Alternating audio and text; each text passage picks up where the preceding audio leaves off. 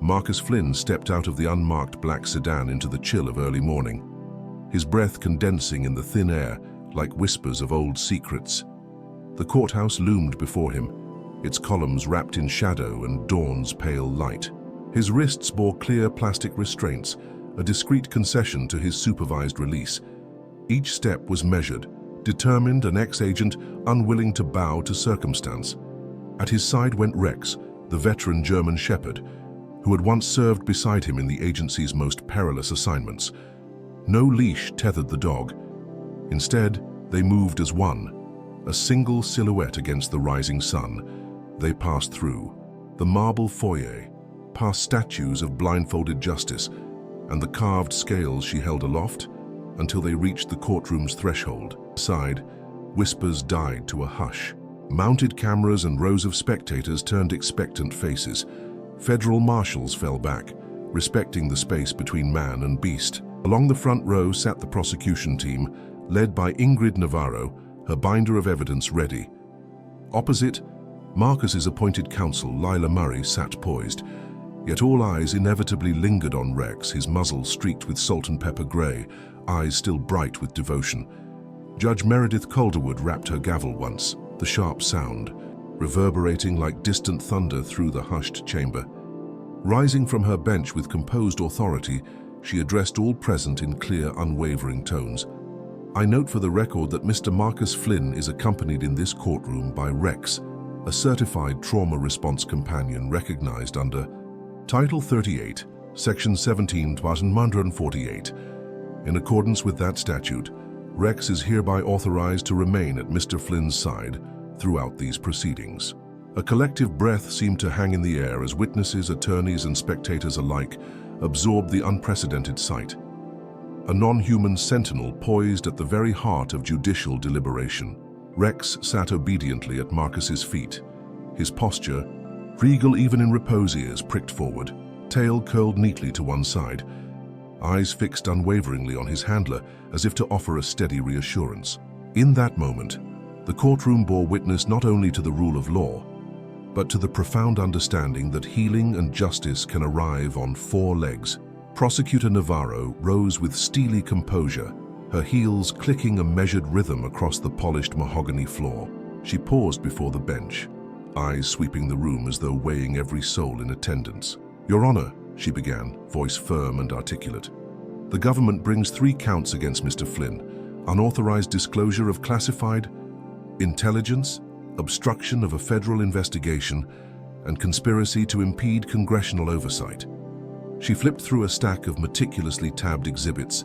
Our prosecution rests on 3 pillars: surveillance footage, capturing the transfer of sensitive data, direct testimony from an agency technician, and documentary proof of Mr. Flynn's clandestine communications. Her tone sharpened, edges honed by conviction.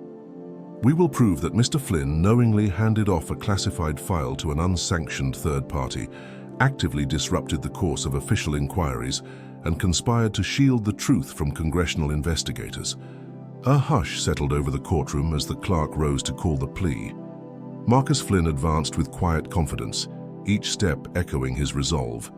He paused before the bench, squared his shoulders beneath his tailored suit, and met Prosecutor Navarro's gaze without flinching. When he spoke, his voice carried the calm certainty of a man whose conscience was unburdened. Not guilty, he declared, the 2 words ringing clear through the vaulted chamber. At his side, Rex's tail thumped against the floor in steady affirmation, a muted drumbeat of unwavering loyalty. The dog's posture remained alert but composed, eyes bright with solidarity. In that charged moment, man and companion stood united, an unspoken bond of trust and courage resonating through the solemn halls of justice. A hush settled over the courtroom as Judge Calderwood called for a brief recess. In the sudden lull, Lila Murray leaned close to Marcus, her voice a low whisper just beyond the reporter's ears. She reminded him of the USB flash drive he still carried, its encrypted folders concealing grainy footage of a clandestine meeting that would irreparably tarnish Senator Victor Kane's career. If those images ever surfaced, the very foundations of the intelligence community would quake with outrage. Marcus met Lila's gaze, and with a barely perceptible shake of his head, conveyed his decision. Some truths, however damning, must remain. Entombed to prevent the world from unraveling. Weeks before that tense courtroom moment, Marcus had found himself wandering under a relentless drizzle down a narrow alley behind Ironwood Animal Rescue. His nightmares, phantoms of betrayal by a once trusted comrade, turned accuser, pursued him even in daylight. The rescue's back entrance splashed with muddy puddles and echoing barks of anxious dogs in cramped pens. The air was thick with the tang of wet straw and the forlorn whimpers of creatures forgotten. Then he saw Rex, 17 years old, muzzle streaked silver, a gaunt frame weighed down by years of rigid training and disappointment. A scarlet tag.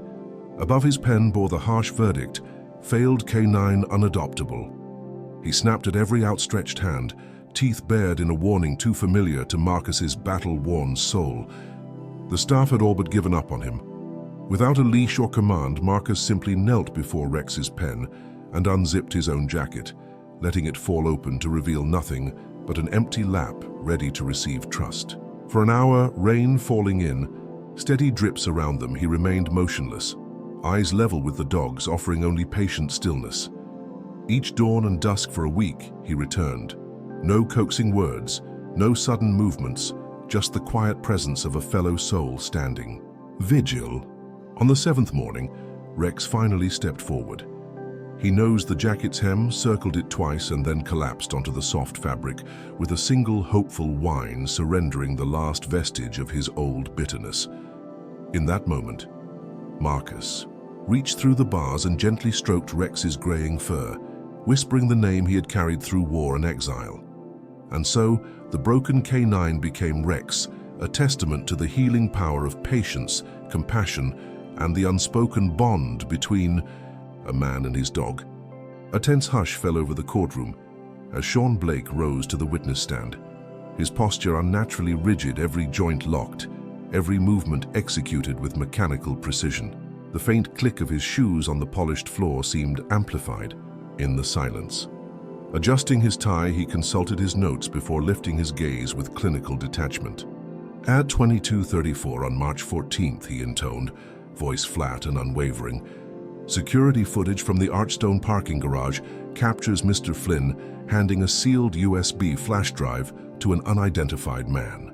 His words sliced through the stillness like the edge of a scalpel. Blake's description was meticulous. The long collar-length spread of the recipient's black leather coat, the way the gloved hand closed around the drive with a controlled grip, the man's deliberate, unhurried stride, away from the camera's view. Each detail fell into place with unnerving clarity, spelling out an image impossible to contradict.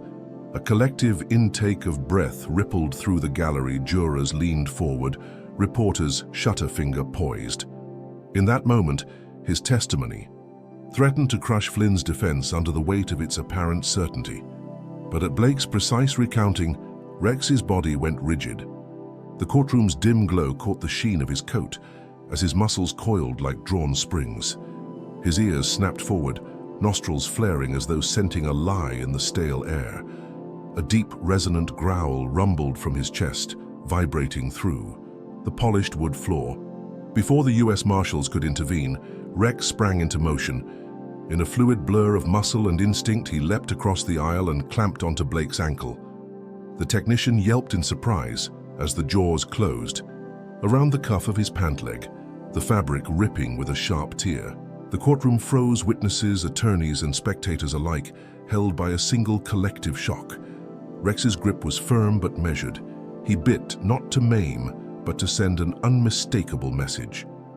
After a heartbeat that felt like an eternity, he released his hold and retreated to Marcus's side, lowering his head in calm triumph, muzzle resting gently against his handler's boot. In that charged silence, Blake's spotless testimony cracked, and a seed of doubt took root in every mind present. Rex finally released his grip and padded back to Marcus's side, lowering his broad muzzle so that it rested against his partner's boot, as if to whisper, "Did you see that?" He lied. A ripple of murmurs spread through the courtroom, soft at first, then swelling into a murmured symphony of doubt and astonishment. Spectators shifted in their seats, Even the U.S. Marshals exchanged startled glances. Judge Calderwood rose with deliberate calm, her robe brushing the floor in a hushed swish. She raised her gavel, the wood catching the light, and the chamber fell into instant stillness. "Show me the Archstone footage again," she ordered, her tone crisp as winter air. On the large monitor, the grainy parking garage clip faded away. 5 nights earlier, the image sharpened into a dimly lit back room. There, under a harsh, fluorescent bulb, Blake and Senator Kane's chief of staff stood mere feet apart.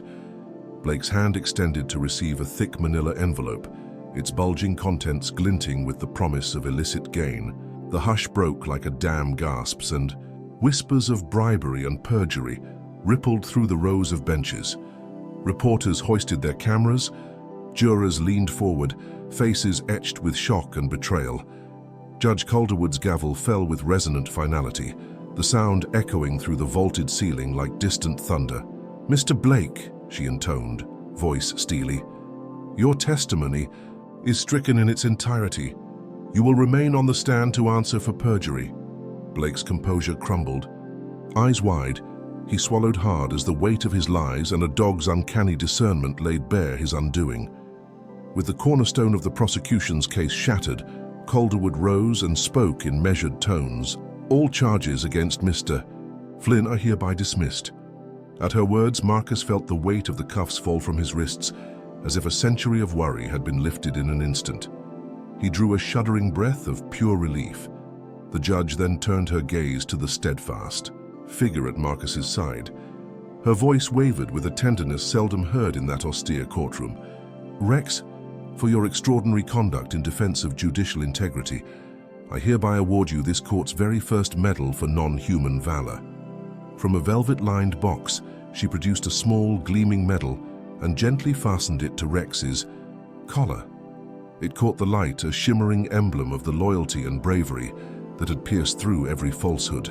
As the ceremony concluded, a swarm of reporters and camera crews surged forward, hungry for sound bites and headlines. Book publishers vied to offer Marcus lucrative deals. Political organizations extended invitations to tour the country as a speaker on justice reform. Though he acknowledged each overture with a polite nod and a brief, grateful smile, he ultimately declined them all. Rex let out a soft, insistent bark, as if reminding Marcus where their true path lay. Kneeling in the glare of spotlights, Marcus raised his eyes to the crowd and spoke in a voice that carried the solemnity of his journey. "Justice," he said, "is not a prize for the highest bidder. It belongs to the truth." And with that declaration echoing through the hall, he and Rex stepped away from the tumult and into the waiting car. In the weeks that followed, Marcus and Rex journeyed north to a remote ranch in Montana where rolling, golden fields met velvet-soft hills under expansive skies. Here they laid the foundation for the Freedom Field Sanctuary, a haven for retired, forgotten, or discarded canines who had given everything in service. Each dawn brought joyous chorus of paws racing across dew-kissed grass. Each dusk found the dogs curled in contentment around crackling fires, their silhouettes peaceful beneath a cathedral of stars. In that quiet refuge, loyalty and courage found a new home, one built not on fame or fortune, but on compassion and the enduring bond between man and dog. As the sun dipped below the horizon one crisp autumn evening, casting long golden shadows across the land, Marcus and Rex sat together on the ranch's weathered wooden porch. Their silhouettes were etched against the fading light, quiet sentinels in the twilight. Marcus, his hand steady despite the weight of memory, scribbled the final lines of his leather-bound journal, the memoir that bore witness to a lifetime of battles fought and loyalties tested, titled, "He Was Never Just a Dog." He paused mid-sentence, his pen hovering above the page as he glanced at Rex. The old dog, scarred by war but unbroken in spirit, turned his head toward the distant horizon. Even in rest, his ears twitched with quiet alertness, a silent guardian still devoted to his watch. In that profound stillness, as the last rays of light slipped away and the quiet of the land settled in, man and dog shared something deeper than words. It was an unspoken vow etched into their very beings by years of service and sacrifice, that loyalty knows no species, that courage comes in many forms, and that the bonds forged in the crucible of war do not fade, they endure, growing, only stronger in the peace of home. If this story of unwavering devotion, sacrifice, and the triumph of justice through the bond between a soldier and his faithful companion touched your heart, we invite you to subscribe, like, and share. Join us for more powerful stories celebrating dogged loyalty and the enduring strength of the human-animal connection.